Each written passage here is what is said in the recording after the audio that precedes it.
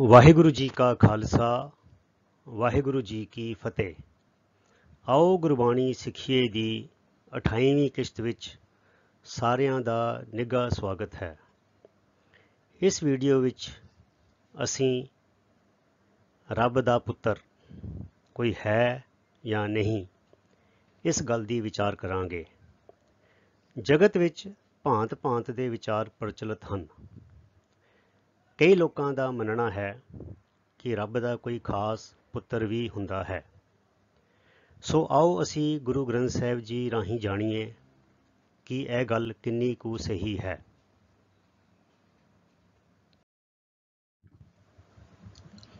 ਅਲਖ ਅਪਾਰ ਅਗਮ ਅਗੋਚਰ, ਨਾ ਤਿਸ ਕਾਲ ਨਾ ਕਰਮਾ, ਜਾਤ ਅਜਾਤ ਅਜੂਨੀ ਸੰਭੋ, ਨਾ ਤਿਸ ਭਾਉ ਨਾ ਭਰਮਾ।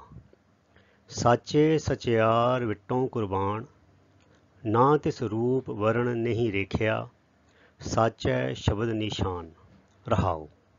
ਨਾ ਤਿਸ ਮਾਤ ਪਿਤਾ ਸੁਤ ਬੰਧਪ, ਨਾ ਤਿਸ ਕਾਮ ਨਾ ਨਾਰੀ, ਅਕੁਲ ਨਿਰੰਜਨ ਅਪਰ ਪਰੰਪਰ, ਸਗਲੀ ਜੋਤ ਤੁਮਾਰੀ। ਅਲਖ ਦਾ ਅਰਥ ਹੈ ਅਦ੍ਰਿਸ਼ਟ, ਜਿਸ ਦੇ ਕੋਈ ਲੱਛਣ ਨਹੀਂ। ਅਪਾਰ ਦਾ ਅਰਥ ਹੈ ਪਾਰ ਤੋਂ ਬਿਨਾਂ, ਬੇਅੰਤ। ਅਗੰਮ ਦਾ ਅਰਥ ਹੈ ਜਿਸ ਤੱਕ ਪਹੁੰਚ ਨਾ ਹੋਵੇ, ਜੋ ਮਨੁੱਖੀ ਬੁੱਧੀ ਦੀ ਪਹੁੰਚ ਤੋਂ ਪਰੇ ਹੋਵੇ। ਅਗੋਚਰ ਦਾ ਅਰਥ ਹੈ ਐੜਾ ਜਮਾ ਗੋ ਜਮਾ ਚਰ। ਗੋ ਦਾ ਅਰਥ ਹੈ ਇੰਦਰੀਆਂ, ਚਰ ਦਾ ਅਰਥ ਹੈ ਪਹੁੰਚ। ਗੋਚਰ ਦਾ ਅਰਥ ਹੈ ਜਿਸ ਤਾਈਂ ਇੰਦਰੀਆਂ ਦੀ ਪਹੁੰਚ ਹੋਵੇ। ਅਗੋਚਰ ਦਾ ਅਰਥ ਹੈ ਜੋ ਇੰਦਰੀਆਂ ਦੀ ਪਹੁੰਚ ਤੋਂ ਪਰੇ ਹੈ। ਅਰਥਾਤ ਵਾਹਿਗੁਰੂ ਅੱਖਾਂ ਨਾਲ ਦਿਸਦਾ ਨਹੀਂ, ਕੰਨਾਂ ਨਾਲ ਸੁਣਿਆ ਨਹੀਂ ਜਾ ਸਕਦਾ, ਨੱਕ ਨਾਲ ਸੁੰਘਿਆ ਨਹੀਂ ਜਾ ਸਕਦਾ, ਚਮੜੀ ਨਾਲ ਛੂਹਿਆ ਨਹੀਂ ਜਾ ਸਕਦਾ, ਜ਼ੁਬਾਨ ਨਾਲ ਚਖਿਆ ਨਹੀਂ ਜਾ ਸਕਦਾ। ਉਹ ਵਾਹਿਗੁਰੂ ਦਾ ਸਰੂਪ ਇਹਨਾਂ ਇੰਦਰੀਆਂ ਦੀ ਪਹੁੰਚ ਤੋਂ ਪਰੇ ਹੈ। ਨਾ ਤਿਸ ਕਾਲ ਨਾ ਕਰਮਾ। ਕਾਲ ਦਾ ਅਰਥ ਹੈ ਮੌਤ, ਕਰਮ ਦਾ ਅਰਥ ਹੈ ਕਰਮਾਂ ਦਾ ਜੰਜਾਲ। ਉਹ ਵਾਹਿਗੁਰੂ ਅਲੱਖ ਹੈ, ਅਪਾਰ ਹੈ, ਅਗੰਮ ਹੈ, ਅਗੋਚਰ ਹੈ, ਕਾਲ ਤੋਂ ਕਰਮਾਂ ਤੋਂ ਮੁਕਤ ਹੈ। ਜਾਤ ਅਜਾਤ, ਉਸ ਅਕਾਲ ਪੁਰਖ ਦੀ ਕੋਈ ਵੀ ਜਾਤ ਨਹੀਂ, ਉਹ ਅਜਾਤ ਹੈ। ਅਜੂਨੀ, ਉਹ ਜੂਨਾਂ ਵਿੱਚ ਨਹੀਂ ਆਉਂਦਾ। ਸੰਭਵ, ਸਵੈ ਭੂ, ਅਰਥਾਤ ਉਹਦਾ ਪ੍ਰਕਾਸ਼ ਆਪਣੇ ਆਪ ਤੋਂ ਹੈ। ਨਾ ਤਿਸ ਭਾਉ ਨਾ ਭਰਮਾ। ਭਾਉ ਦਾ ਅਰਥ ਹੈ ਪਿਆਰ, ਅਰਥਾਤ ਮੋਹ। ਉਹ ਵਾਹਿਗੁਰੂ ਮੋਹ ਤੋਂ ਵੀ ਮੁਕਤ ਹੈ। ਭਰਮਾ ਅਰਥਾਤ ਉਹਨੂੰ ਕਿਸੇ ਕਿਸਮ ਦੀ ਕੋਈ ਭਟਕਣਾ ਨਹੀਂ। ਸਾਚੇ ਸਚਿਆਰ ਵਿਟੋਂ ਕੁਰਬਾਨ। ਸਾਚੇ ਦਾ ਅਰਥ ਹੈ ਸਦਾ ਥਿਰ ਰਹਿਣ ਵਾਲਾ। ਸਚਿਆਰ ਦਾ ਅਰਥ ਹੈ ਸੱਚ ਦਾ, ਸੱਚਾਈ ਦਾ ਸੋਮਾ। ਗੁਰੂ ਸਾਹਿਬ ਕਹਿੰਦੇ ਨੇ, ਮੈਂ ਐਸੇ ਸਦਾ ਥਿਰ ਪਰਮਾਤਮਾ ਤੋਂ ਕੁਰਬਾਨ ਜਾਂਦਾ ਹਾਂ ਜੋ ਸਦਾ ਥਿਰ ਰਹਿਣ ਵਾਲਾ ਹੈ ਅਤੇ ਸੱਚਾਈ ਦਾ ਸੋਮਾ ਹੈ। ਨਾ ਤਿਸ ਰੂਪ ਵਰਣ ਨਹੀਂ ਰੇਖਿਆ। ਉਸ ਅਕਾਲ ਪੁਰਖ ਦਾ ਨਾ ਕੋਈ ਰੂਪ ਹੈ, ਨਾ ਉਹਦਾ ਕੋਈ ਰੰਗ ਹੈ, ਤੇ ਨਾ ਉਹਦੀ ਕੋਈ ਰੇਖਾ, ਕੋਈ ਆਕਾਰ, ਕੋਈ ਚਿੰਨ੍ਹ ਹੈ। ਹਾਂ, ਸੱਚ ਹੈ ਸ਼ਬਦ ਨਿਸ਼ਾਨ। ਪਰ ਸਦਾ ਥਿਰ ਪਰਮਾਤਮਾ ਦੀ ਸਿਫਤ ਸਲਾਹ ਦੇ ਸ਼ਬਦ ਵਿੱਚ ਜੁੜ ਕੇ, ਅਰਥਾਤ ਗੁਰਬਾਣੀ ਨੂੰ ਪੜ੍ਹ ਕੇ ਵਿਚਾਰ ਕੇ ਉਹਦੀ ਨਿਸ਼ਾਨੀ ਦਾ ਪਤਾ ਲੱਗ ਜਾਂਦਾ ਹੈ, ਅਰਥਾਤ ਉਹਦਾ ਥਹੁ ਪਤਾ ਲੱਗ ਜਾਂਦਾ ਹੈ। ਅਰਥਾਤ ਉਸ ਅਕਾਲ ਪੁਰਖ ਨੂੰ ਆਪਣੇ ਹਿਰਦੇ ਵਿੱਚ ਮਹਿਸੂਸ ਕੀਤਾ ਜਾ ਸਕਦਾ ਹੈ ਸੱਚੇ ਸ਼ਬਦ ਵਿੱਚ ਜੁੜ ਕੇ, ਅਰਥਾਤ ਗੁਰਬਾਣੀ ਨੂੰ ਪੜ੍ਹ ਕੇ ਵਿਚਾਰ ਕੇ ਉਸ ਅਕਾਲ ਪੁਰਖ ਨੂੰ ਆਪਣੇ ਨੇੜੇ ਮਹਿਸੂਸ ਕੀਤਾ ਜਾ ਸਕਦਾ ਹੈ। ਨਾ ਤਿਸ ਮਾਤ ਪਿਤਾ ਸੁਤ ਬੰਧਪ। ਬੰਧਪ ਦਾ ਅਰਥ ਹੈ ਰਿਸ਼ਤੇਦਾਰ, ਸੁਤ ਦਾ ਅਰਥ ਹੈ ਪੁੱਤਰ। ਉਸ ਅਕਾਲ ਪੁਰਖ ਦੀ ਨਾ ਕੋਈ ਮਾਂ ਹੈ, ਨਾ ਕੋਈ ਪਿਤਾ ਹੈ, ਨਾ ਕੋਈ ਪੁੱਤਰ ਹੈ, ਤੇ ਨਾ ਕੋਈ ਉਹਦੇ ਰਿਸ਼ਤੇਦਾਰ ਹਨ। ਨਾ ਤਿਸ ਕਾਮ ਨਾ ਨਾਰੀ, ਉਸ ਦੀ ਕੋਈ ਵਹੁਟੀ ਵੀ ਨਹੀਂ ਹੈਗੀ। ਜਿਸ ਤਰ੍ਹਾਂ ਅਸੀਂ ਦੇਖਦੇ ਹਾਂ ਸਾਡੇ ਮਿਥਿਹਾਸ ਵਿੱਚ ਬੜੇ ਸਾਰੇ ਦੇਵੀ ਦੇਵਤਿਆਂ ਨੂੰ ਰੱਬ ਕਿਹਾ ਜਾਂਦਾ ਹੈ, ਅਤੇ ਉਹ ਜਿਹੜੇ ਦੇਵਤੇ ਨੇ ਉਹਨਾਂ ਦੀਆਂ ਪਤਨੀਆਂ ਵੀ ਹੈਗੀਆਂ ਨੇ। ਪਰ ਗੁਰੂ ਸਾਹਿਬ ਕਹਿੰਦੇ ਨੇ ਨਾ ਤਿਸ ਕਾਮ ਨਾ ਨਾਰੀ, ਉਹਦੇ ਵਿੱਚ ਕਾਮ ਵਾਸਨਾ ਵੀ ਨਹੀਂ ਹੈਗੀ ਅਤੇ ਨਾ ਉਸ ਦੀ ਕੋਈ ਪਤਨੀ ਹੈ। ਅਕੁਲ ਨਿਰੰਜਨ ਅਪਰ ਪਰੰਪਰ। ਅਕੁਲ ਦਾ ਅਰਥ ਹੈ ਉਹਦਾ ਕੋਈ ਕੁਲ ਨਹੀਂ, ਉਹਦਾ ਕੋਈ ਖਾਨਦਾਨ ਨਹੀਂ। ਨਿਰੰਜਨ ਦਾ ਅਰਥ ਹੈ ਮਾਇਆ ਦੀ ਛੋਹ ਤੋਂ ਮੁਕਤ।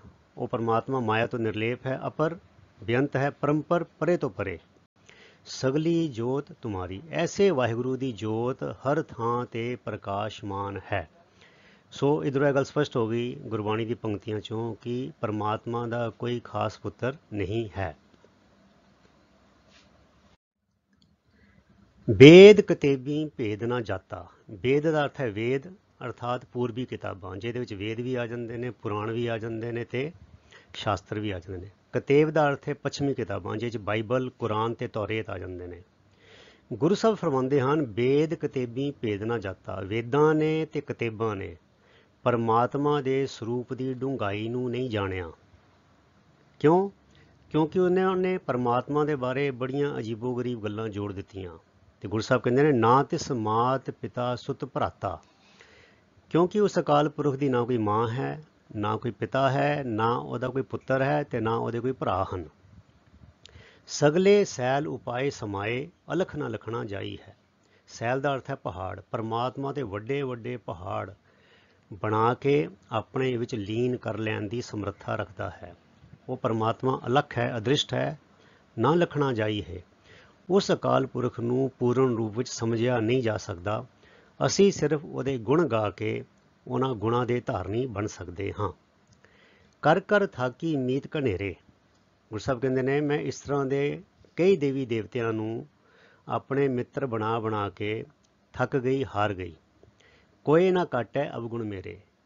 ਇਹਨਾਂ ਵਿੱਚੋਂ ਕੋਈ ਵੀ ਦੇਵੀ ਦੇਵਤਾ ਜਿਹਨੂੰ ਮੈਂ ਆਪਣਾ ਮਿੱਤਰ ਬਣਾਇਆ ਸੀ, ਉਹ ਮੇਰਾ ਜੀਵਨ ਸਵਾਰ ਨਹੀਂ ਸਕਿਆ, ਉਹ ਮੇਰੇ ਔਗੁਣਾਂ ਨੂੰ ਕੱਟ ਨਹੀਂ ਸਕਿਆ। ਸੁਰ ਨਰ ਨਾਥ ਸਾਹਿਬ ਸਭਨਾ ਸਿਰ, ਭਾਏ ਮਿਲੈ ਪਉ ਜਾਈ ਹੈ। ਸੋ ਅਸਲੀ ਗੱਲ ਕੀ ਹੈ? ਸਾਰੇ ਦੇਵੀ ਦੇਵਤਿਆਂ ਦੇ ਸਿਰ ਉੱਤੇ, ਸਾਰੇ ਨਰਾਂ, ਸਾਰੇ ਇਸਤਰੀ ਪੁਰਖਾਂ ਦੇ ਉੱਪਰ ਅਗਰ ਕੋਈ ਨਾਥ ਹੈ, ਕੋਈ ਮਾਲਿਕ ਹੈ, ਤੇ ਉਹ ਸਾਹਿਬ ਅਕਾਲ ਪੁਰਖ ਇੱਕ ਵਾਹਿਗੁਰੂ ਪਰਮਾਤਮਾ ਇੱਕੋ ਇੱਕ ਹੈ, ਜੋ ਸਾਰਿਆਂ ਦਾ ਨਾਥ ਹੈ, ਸਾਰਿਆਂ ਦਾ ਮਾਲਿਕ ਹੈ। ਸਭਨਾ ਸਿਰ ਤੇ ਭਾਏ ਮਿਲੈ ਪਉ ਜਾਈ ਹੈ। ਇਹੋ ਜਿਹੇ ਵਾਹਿਗੁਰੂ, ਉਹਦੇ ਨਾਲ ਪ੍ਰੇਮ ਪਾਇਆ ਮਿਲਦਾ ਹੈ, ਤੇ ਜਦੋਂ ਮਿਲਦਾ ਹੈ ਤੇ ਫਿਰ ਵਿਕਾਰਾਂ ਦੇ, ਪਾਪਾਂ ਦੇ ਜਿੰਨੇ ਵੀ ਡਰ ਸਾਡੇ ਹਿਰਦੇ 'ਚ ਬੈਠੇ ਹੁੰਦੇ ਨੇ, ਉਹਨਾਂ ਦਾ ਭਾਉ ਜਾਈ ਹੈ। ਉਹ ਸਾਰਾ ਡਰ ਫਿਰ ਦੂਰ ਹੋ ਜਾਂਦਾ ਹੈ। ਤੇ ਪਰਮਾਤਮਾ ਨਾਲ ਪਿਆਰ ਪਾਉਣ ਦਾ ਸਭ ਤੋਂ ਸੌਖਾ ਤਰੀਕਾ ਇੱਕੋ ਹੀ ਹੈ ਕਿ ਮਨੁੱਖ ਬਾਣੀ ਨੂੰ ਪੜ੍ਹੇ, ਵਿਚਾਰੇ, ਕੰਠ ਕਰੇ, ਤੇ ਇਸ ਤਰ੍ਹਾਂ ਸਦਾ ਇੱਥੇ ਰਹਿਣ ਵਾਲੇ ਪਰਮਾਤਮਾ ਦੀ ਸਿਫਤ ਸਲਾਹ ਦੀ ਜੋ ਬਾਣੀ ਹੈ, ਉਹਨੂੰ ਪੜ੍ਹ ਕੇ ਪਰਮਾਤਮਾ ਦੇ ਨਾਲ ਪਿਆਰ ਸਾਡਾ ਪੈਂਦਾ ਹੈ।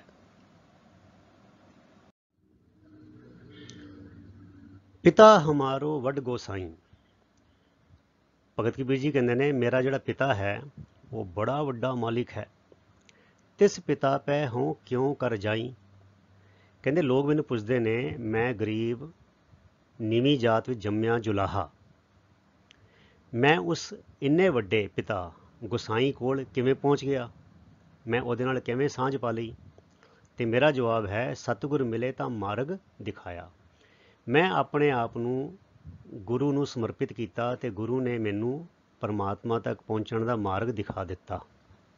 ਜਗਤ ਪਿਤਾ ਮੇਰਾ ਮਨ ਭਾਇਆ।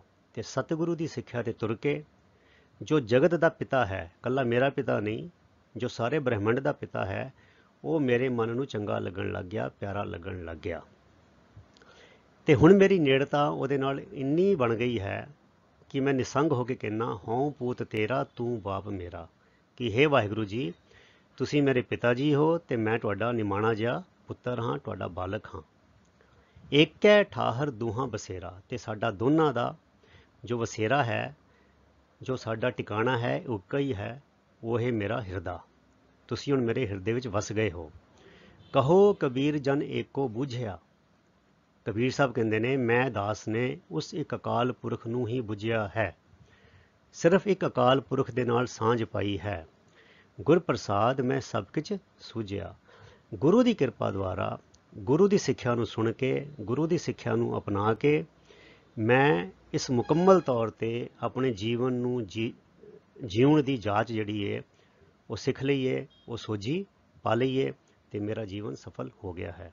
ਸੋ ਇਹਨਾਂ ਪੰਕਤੀਆਂ ਰਾਹੀਂ ਸਾਨੂੰ ਇਹ ਗੱਲ ਸਿੱਧ ਹੋ ਗਈ, ਸਮਝ ਆ ਗਈ ਕਿ ਪਰਮਾਤਮਾ ਦਾ ਕੋਈ ਖਾਸ ਪੁੱਤਰ ਨਹੀਂ, ਤੇ ਸਾਰੀ ਖਲਕਤ ਜਿਹੜੀ ਹੈ ਉਹ ਪਰਮਾਤਮਾ ਦੀ ਸੰਤਾਨ ਹੈ। ਅਸੀਂ ਸਾਰੇ ਹੀ ਉਸ ਅਕਾਲ ਪੁਰਖ ਪਰਮਾਤਮਾ ਦੇ ਧੀਆਂ ਪੁੱਤਰ ਹਾਂ।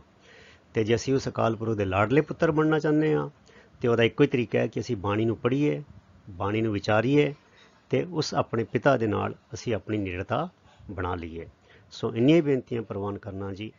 ਭੁੱਲਾਂ ਚੁੱਕਾਂ ਦੀ ਖਿਮਾ। ਆਪ ਸਾਰਿਆਂ ਦਾ ਬਹੁਤ ਬਹੁਤ ਧੰਨਵਾਦ।